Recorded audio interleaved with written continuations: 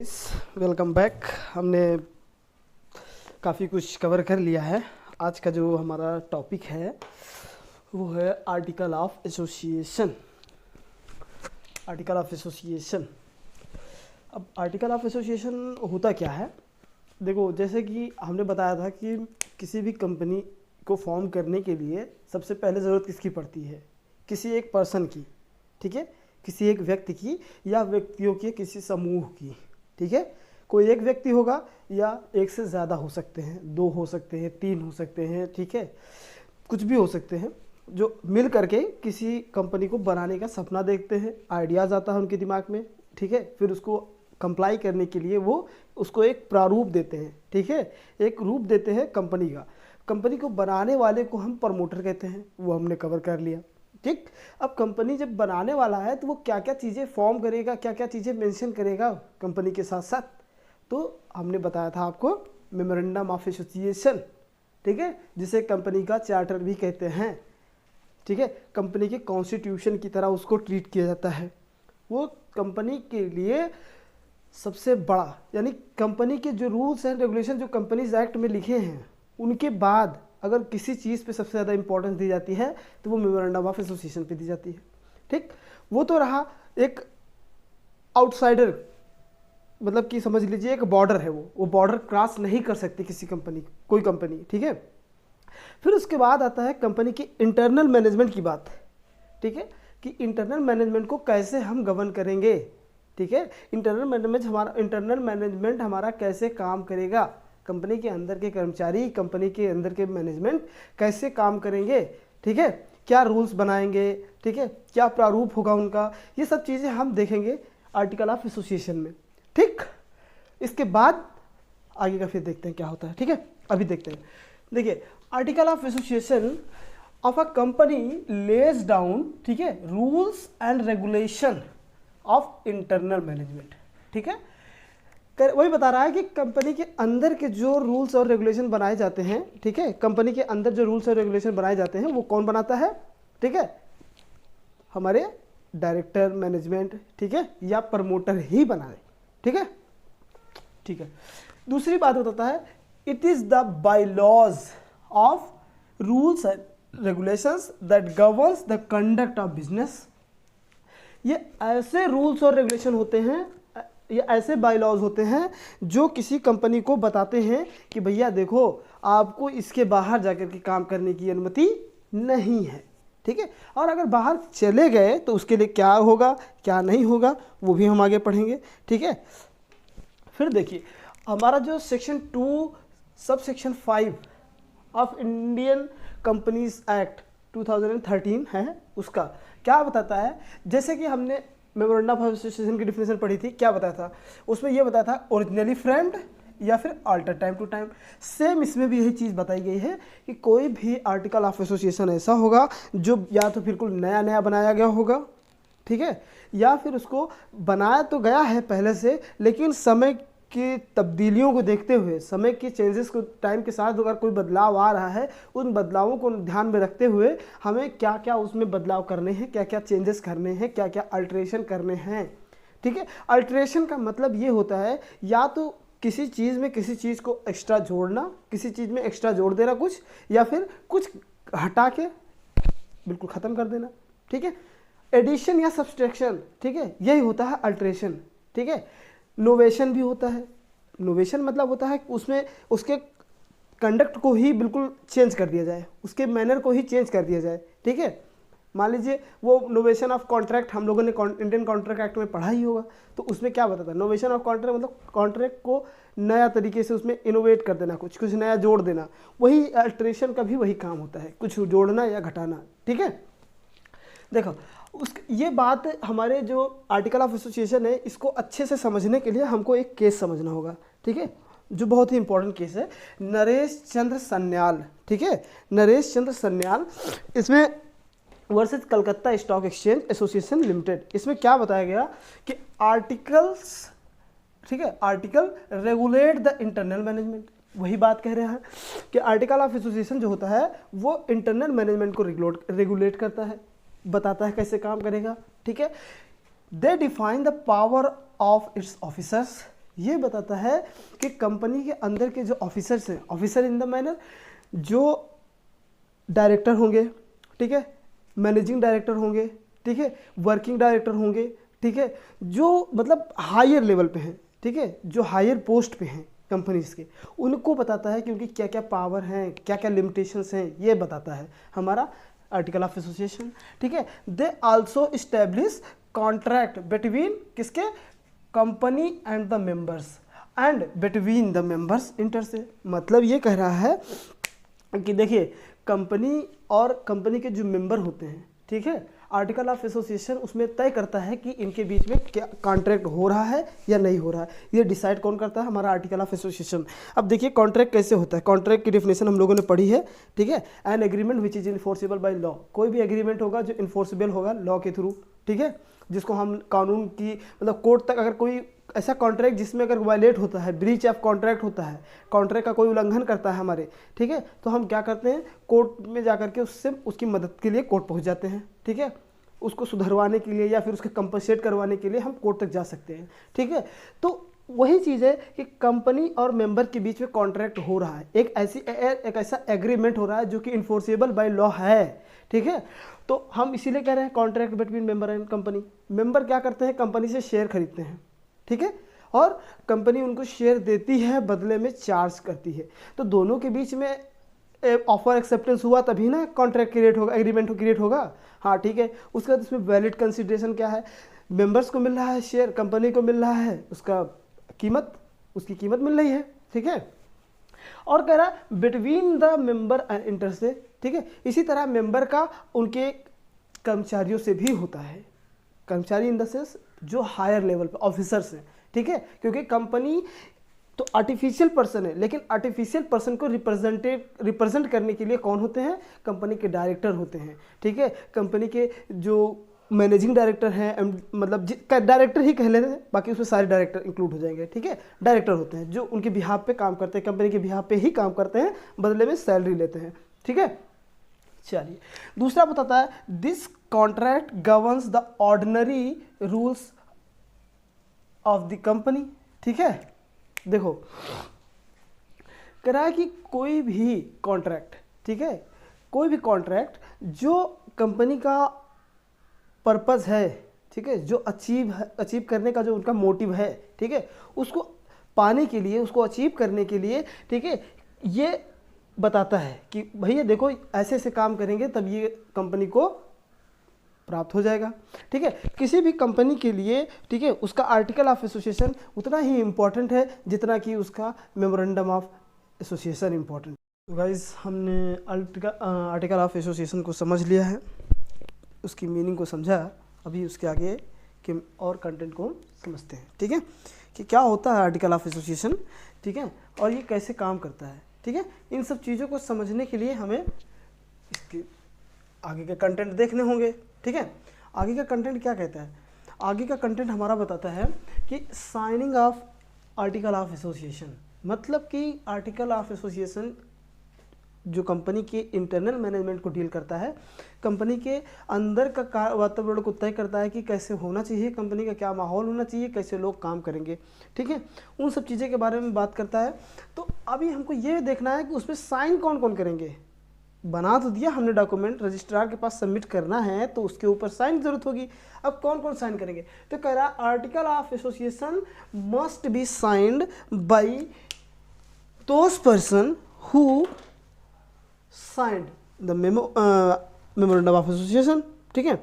कह रहा है कि जिन्होंने those person who signed memorandum of association, ठीक है, उन्हीं व्यक्तियों के द्वारा साइन किया जाएगा जिन्होंने मेमोरेंडम ऑफ एसोसिएशन को साइन किया होगा, ठीक है। दूसरा कह रहा इसका क्या मॉडल होगा, जैसे कि हमने मेमोरेंडम ऑफ एसोसिएशन में उसके कंटेंट पढ़े थे, फॉर्म पढ़े थे, कौन कौन से फॉर्म होते हैं, तो हमने देखा था कि उसमें ABCDE पाँच फॉर्म होते हैं, जिनमें ये बताता है कि कंपनी का कौन कौन सा फॉर्मेट होगा, किस फॉर्मेट में, किस फॉर्म में कंपनी रजिस्टर्ड होगी, कंपनी किस नेचर की है वो बताया जाता है उसमें, ठीक है। तो हमारा मॉडल जो है आर्टिकल ऑफ एसोसिएशन के लिए, इसमें भी 5 फॉर्म हैं जो कि गवर्न होते हैं FGHIJ से, ठीक है। ये 5 जो दिए हुए हैं, ये पांचों बताते हैं कि कंपनी का नेचर कैसा होगा। कंपनी अगर जिस नेचर की होगी तो उसको कौन सा फॉर्म अडॉप्ट करना होगा, कौन से फॉर्म में अपने आप को रजिस्टर करना होगा, ठीक है। तो पहला बताता है लिमिटेड बाय शेयर कंपनी। कोई भी कंपनी ऐसी होगी जो लिमिटेड बाय शेयर है, जिसमें शेयर कैपिटल है, ठीक है, और वो लिमिटेड है कि उससे ज़्यादा वो पैसा नहीं रेज कर सकती है, ठीक है ना। और लिक्विडेशन के टाइम पे जब कंपनी वाइंड अप हो रही है, कंपनी बंद हो रही है, उस टाइम पे भी वो ज़्यादा पैसे नहीं ले सकती है, ठीक है। जितना उसके शेयर पे बकाया होगा उतना ही ले पाएगी। फिर अगला बताता है फॉर्म जी, limited by guarantee having share capital. कोई कंपनी ऐसी है जो लिमिटेड है गारंटी के थ्रू, कोई किसी इन्वेस्टर ने या फिर प्रमोटर ने या फिर शेयर होल्डर ने या डायरेक्टर ने या किसी पार्टनर ने इवन उसने ये कह दिया है कि देखो भाई अब कंपनी बनाओ, जब वाइंड अप होगी इसका जो भी ड्यूज़ आएगा, जो भी लाइबिलिटीज़ आएगी हम देख लेंगे, ठीक है।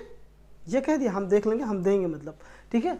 तो ये है गारंटी, और वो शेयर कैपिटल से पैसा लाती है कंपनी में, ठीक है। दूसरी है limited by guarantee not having share capital. ये फॉर्म बताया है इसका एच में, और इसके बाद है आई और जे, जो कि अनलिमिटेड कंपनी के बारे में बात करते हैं। अनलिमिटेड कंपनी जिनके पास शेयर है और जिनके पास शेयर कैपिटल नहीं है, ठीक है। आई बताता है जिनके पास शेयर कैपिटल नहीं है, और सॉरी आई बताता है जिनके पास शेयर कैपिटल है, और जे बताता है जिनके पास शेयर कैपिटल नहीं है। वो अनलिमिटेड कंपनीज के बारे में, अगर ऐसे नेचर की कंपनियां हैं तो वो ऐसे ऐसे इन्हीं फॉर्म को अप्लाई करके सबमिट करेंगी, ठीक है। दूसरा कह रहा है कि रिलेशन क्या होता है आर्टिकल ऑफ एसोसिएशन और मेमोरेंडम ऑफ एसोसिएशन में। रिलेशन क्या होता है भाई, हमने मेमोरेंडम ऑफ एसोसिएशन पढ़ लिया, ठीक है, जिसको हिंदी में कहते हैं सीमा नियम, ठीक है, और आर्टिकल ऑफ एसोसिएशन जिसको कहते हैं अंतर नियम। देखो दोनों के नाम से ही पता चल रहा है सीमा नियम, ठीक है। देखो मेमोरेंडम ऑफ एसोसिएशन जो होगा, ठीक है, ये कंपनी की आउटसाइडर, ये कंपनी है, इसके बाहर की लिमिट बताता है कि भाई देखो आप इसके बाहर नहीं जा सकते, ठीक है। ये जो लाइन बनी है इस लाइन के बाहर आप नहीं जा सकते, अगर गए तो क्या कॉन्सिक्वेंसेस होंगे, ठीक है, क्या नतीजे निकलेंगे, ठीक है। और जो आर्टिकल ऑफ एसोसिएशन होता है, ठीक है, आर्टिकल ऑफ एसोसिएशन होता है वो इस गोले के अंदर की बात करता है। यानी कि ये गोला एक कंपनी है, तो कंपनी के अंदर क्या क्या चलेगा, कैसे चलेगी कंपनी, ठीक है। जितना इम्पोर्टेंट हमारा मेमोरेंडम ऑफ एसोसिएशन होता है उतना ही इम्पोर्टेंट हमारा आर्टिकल ऑफ एसोसिएशन होता है, ठीक है। तो आर्टिकल ऑफ एसोसिएशन हमारे इंटरनल रूल्स और रेगुलेशंस को बनाते हैं, तय करते हैं, ठीक है। इसको ये भी कहा जाता है कि ये राइट और लाइबिलिटीज़, ठीक है, अधिकार और दायित्व तय करते हैं। राइट और ड्यूटीज़ जिसको बोलते हैं, ठीक है, वो तय करते हैं कंपनी के अंदर किसकी क्या लाइबिलिटी होगी, किसकी क्या ड्यूटी होगी, किसका क्या राइट होगा, ठीक है, किसको क्या करना है, कैसे करना है, ठीक है, तो कब करना है, ये सारी चीज़ें आर्टिकल ऑफ एसोसिएशन हमारा तय करता है, ठीक है। अभी इसका हम रिलेशन देख लेते हैं, दोनों के रिलेशन क्या होते हैं। कहता है AOA is subordinate to MOA. अब जाहिर सी बात है भाई, मेमोरेंडम ऑफ एसोसिएशन को हमारा कहा गया है कि ये चार्टर ऑफ द कंपनी है। Charter that means a constitution of a company.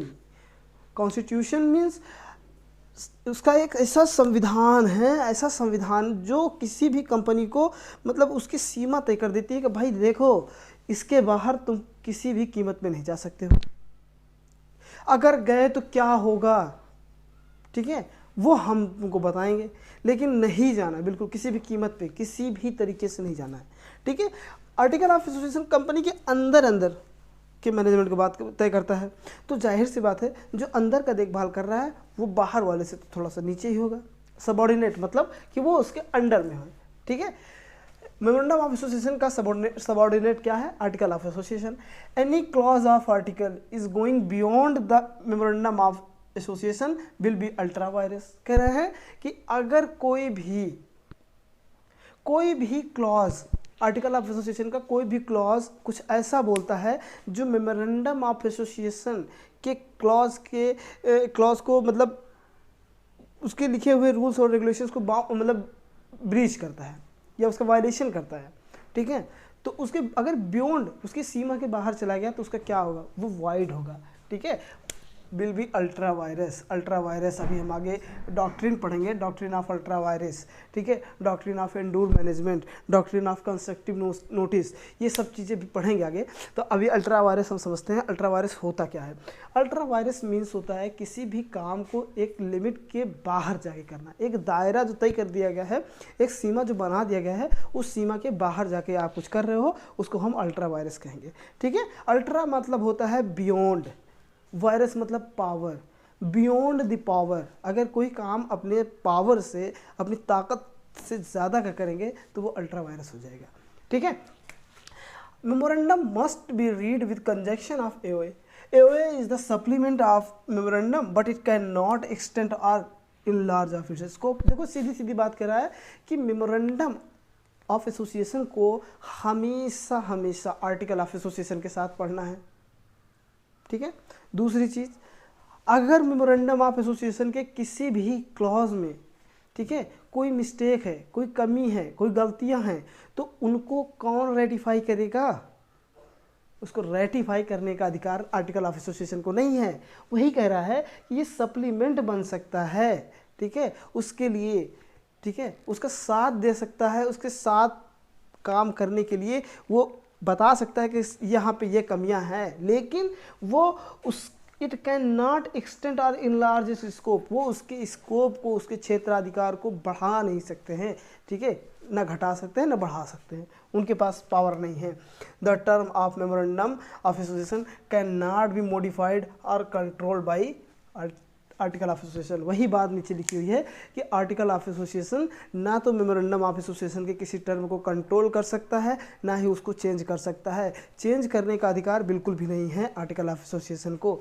तो हम इसको एक सीरीज में समझते हैं कि क्या होता है, ठीक है। देखो सबसे पहले होती है कोई कंपनी, ठीक है, कंपनी के जो रूल्स एंड रेगुलेशंस दिए हुए हैं, ठीक है, जो नियम बताए गए हैं हमारे कंपनीज एक्ट में, ठीक है, कंपनीज एक्ट 2013, इसमें जो कुछ बताया गया है उसको कौन कंप्लाई करेगा? उसको करेगा हमारा मेमोरेंडम ऑफ एसोसिएशन, ठीक है। अब मेमोरेंडम ऑफ एसोसिएशन में जो बातें लिखी गई हैं उसको कौन अप्लाई करेगा?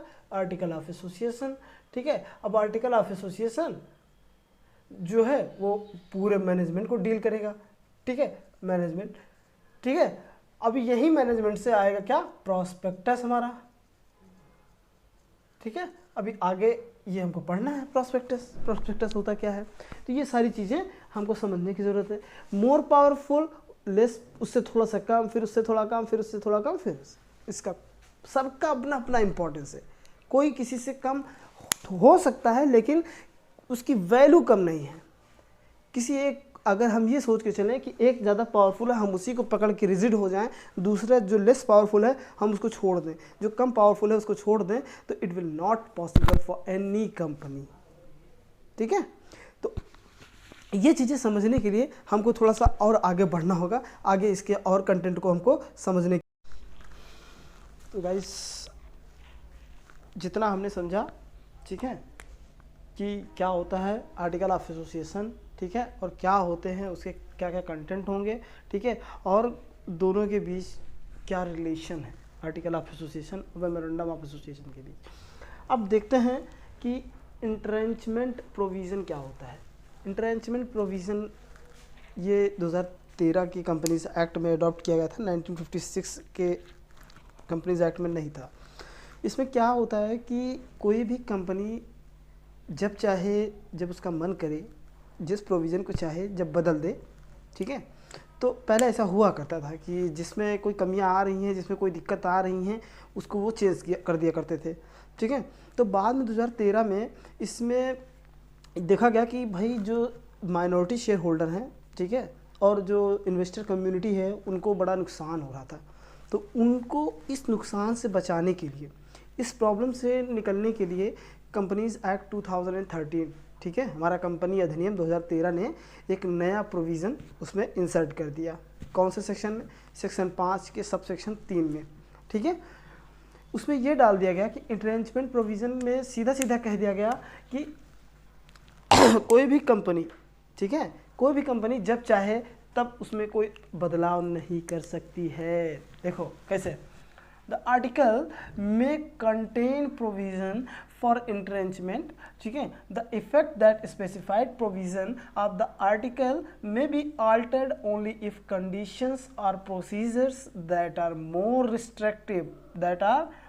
restrictive than those applicable in the special resolution are met or complied with।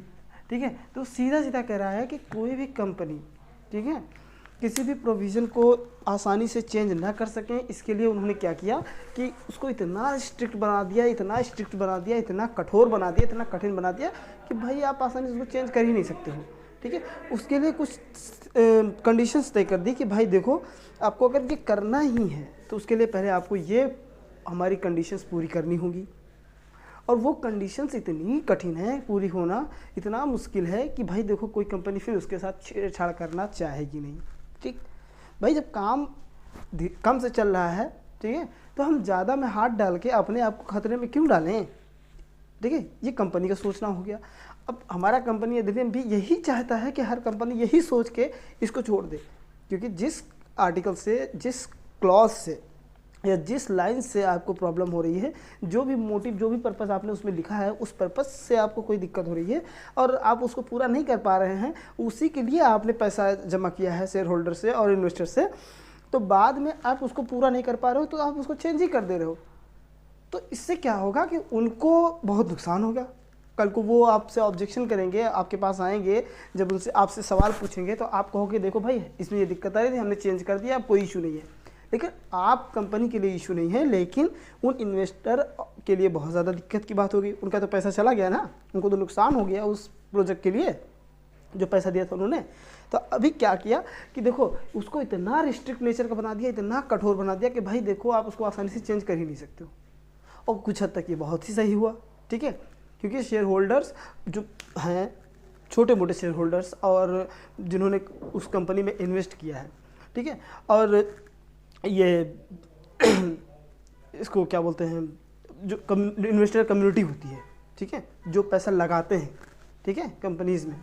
जैसे आपको एक एग्जांपल देते हैं, सहारा का, जो सहारा कंपनी थी उसने क्या किया, बहुत से लोगों को बेसहारा कर दिया, लेकिन डूब के फरार हो गई। पैसा उसका फरार क्या हो गई, इंसॉल्वेंट हो गई ना, इंसॉल्वेंट, दिवालिया हो गई।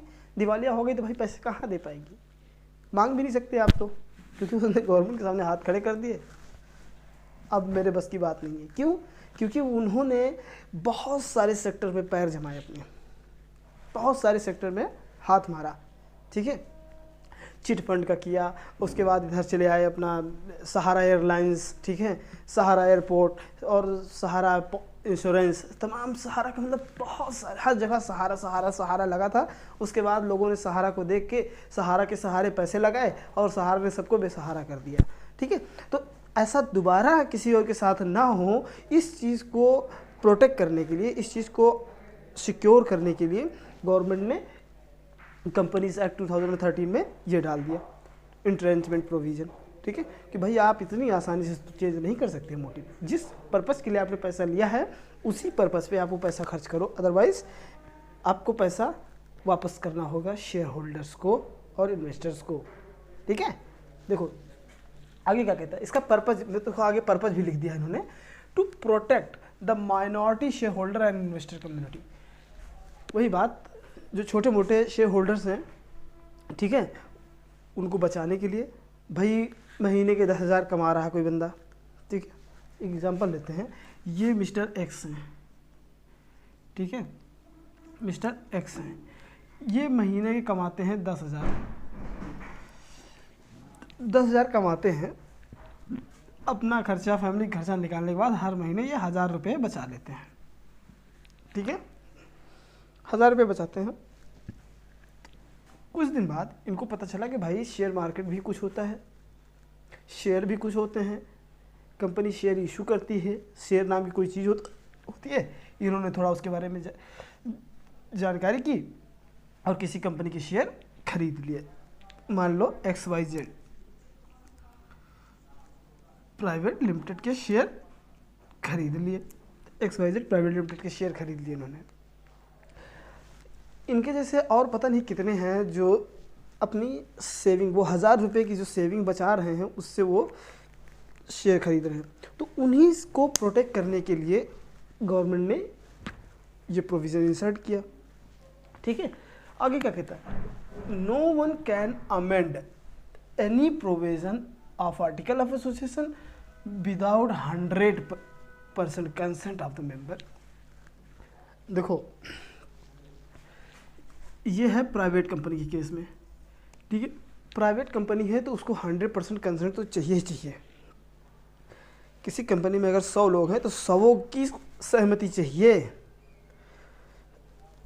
100 बिना 100 के सहमति के काम आगे वो चेंज हो ही नहीं सकता। अगर 99 ने भी दे दिया, एक रह गया, तो जब तक ये एक नहीं देता है तब तक आप कोई चेंज नहीं कर सकते उसमें। ठीक है, फिर कह रहा है for private and public company के लिए वही चीज़ आगे भी लिखा है, consent required for all member, ठीक है, of all members with 100% consent in a private company, और special resolution must be pass in case of public company. ठीक है, कह रहा है कि अगर आपको पब्लिक कंपनी हो और आपको कोई आर्टिकल चेंज करना है, कोई क्लॉज चेंज करना है, तो उसके लिए आप स्पेशल रिजोल्यूशन पास करोगे। ठीक है, जो कंपनीज एक्ट के 71 में लिखा हुआ है, सेक्शन 71 में। ठीक है,